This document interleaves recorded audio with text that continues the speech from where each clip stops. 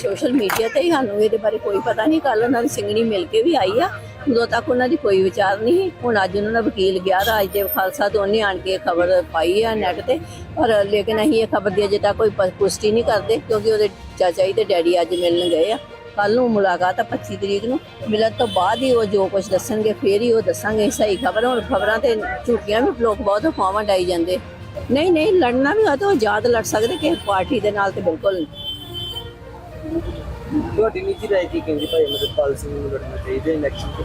ਵੇਖੋ ਸਾਡੀ ਨਿੱਜੀ ਰਾਏ ਕੋਈ ਨਹੀਂ ਆ, ਉਹਨਾਂ ਦੇ ਫੈਸਲੇ ਦੇ ਨਾਲ ਅਸੀਂ ਜੋ ਵੀ ਉਹ ਫੈਸਲਾ ਕਰਨਗੇ ਉਹ ਸਾਡੇ ਵਾਸਤੇ ਠੀਕ ਆ, ਅਸੀਂ ਨਾਲ ਆ ਉਹਦੇ। ਸਾਡੀ ਤੇ ਰਾਏ ਕੋਈ ਨਹੀਂ, ਉਹ ਸਾਡੇ ਤੋਂ ਕਾਫੀ ਜ਼ਿਆਦਾ ਸੁਲਝੇ ਹੋਏ ਤੇ ਸਮਝਦਾਰ ਆ। ਬਾਕੀ ਜੋ ਵੀ ਉਹਨਾਂ ਨੇ ਫੈਸਲਾ ਲੈਣਗੇ ਉਹ ਠੀਕ ਆ। खालिस्तान समर्थक अमृतपाल सिंह सिंधु एक बार फिर चर्चा में है। अमृतपाल की मां बलविंदर कौर ने पंजाब की खडूर साहिब सीट से बेटे के लोकसभा चुनाव लड़ने का ऐलान किया है। अमृतपाल NSA के तहत असम की डिब्रूगढ़ जेल में बंद हैं और हाल ही में पंजाब सरकार ने उन्हें NSA कस्टडी को 1 साल के लिए बढ़ा दिया है। इस बीच अमृतपाल ने चुनावी मैदान में उतरने की खबरों को सियासत भी गरमाया गया है। कट्टरपंथी विचारधारा के साथ चुनावी राजनीति में एंट्री करने के दावे से सवाल उठाए जा रहे हैं। हालांकि इससे परिवार चिंतित नहीं है, क्योंकि अमृतपाल पहले से ही कट्टरवाद और पाकिस्तान की खुफिया एजेंसी ISI से लिंक होने के आरोपों से विवाद में घिरा रहा है। फिलहाल खालिस्तानी समर्थक वो अब भारतीय संविधान के दायरे में रहकर चुनाव लड़ाई लड़नी होगी। पंजाब में कुल 13 लोकसभा सीटें हैं। सभी सीटों पर 7वें चरण में 1 जून को मतदान होना है। खडूर साहिब सीट का शिरोमणि अकाली दल का गढ़ माना जाता है। 1992 से लेकर इस सीट पर शिरोमणि अकाली दल का दबदबा देखने को मिलता है। हालांकि साल 2019 के चुनावों में शिरोमणि अकाली दल को झटका लगा और कांग्रेस उम्मीदवार जसबीर सिंह डिम्पा ने जीत हासिल की थी। इस बार चुनाव में शिरोमणि अकाली दल ने यहां से पूर्व विधायक विरसा सिंह वल्टोगा को उम्मीदवार बनाया है। इस बीच कांग्रेस के पूर्व विधायक कुलबीर सिंह जीरा को अपना दावेदार बनाया है। वहीं पंजाब सरकार ने अमृतपाल की NSA कस्टडी बढ़ाने का आधार भी बताया है।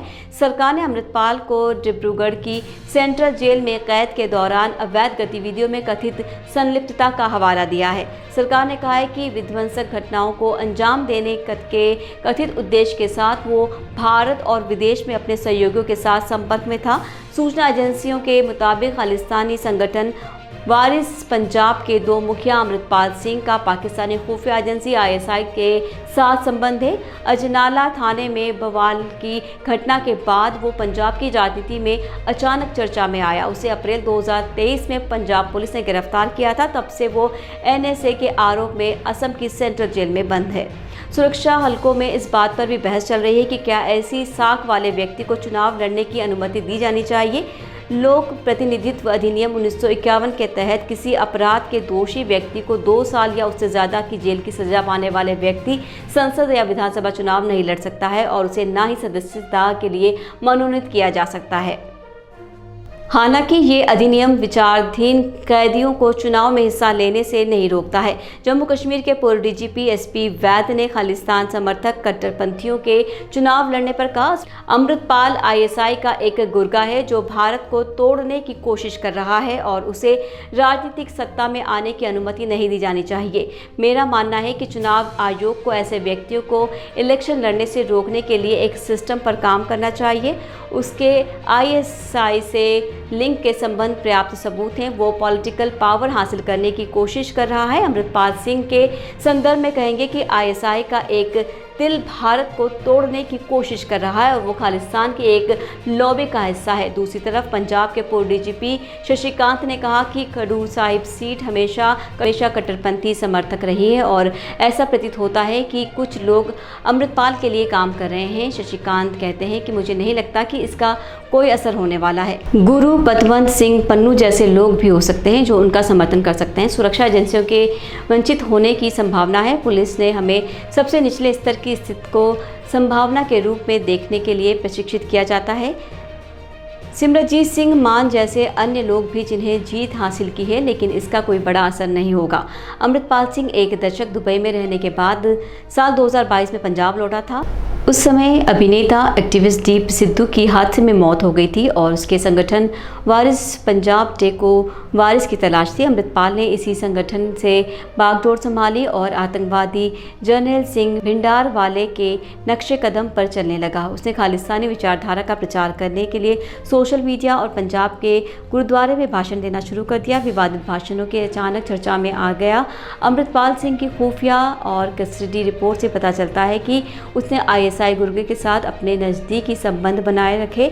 उसके साथ जुड़े पेशेवरों और विदेश स्थिति का खालिस्तान समर्थकों के बीच बैठकें हुई। कथित तौर पर ISI द्वारा आयोजित इन बातचीत को अमृतपाल सिंह की रिहाई के बाद भारत को अस्थिर करने की एक व्यापक साजिश के हिस्से के रूप में देखा जा सकता है। इसके अलावा हाल के खुलासे से संकेत मिलता है कि अमृतपाल सिंह से जुड़े व्यक्तियों ने पाकिस्तान में ISI वर्कर से हथियार मांगे हैं, जो अमृतपाल और पाकिस्तानी खुफिया एजेंसी के बीच निरंतर संबंध की तरफ इशारा कर रहे हैं। वहीं सरकार ने कहा कि इस खतरे से इनकार नहीं किया जा सकता है कि हिरासत से रिहा होने पर अमृतपाल सिंह ऐसी गतिविधियों में शामिल हो जाएगा और राज्य की सुरक्षा के लिए चुनौती पैदा कर सकता है।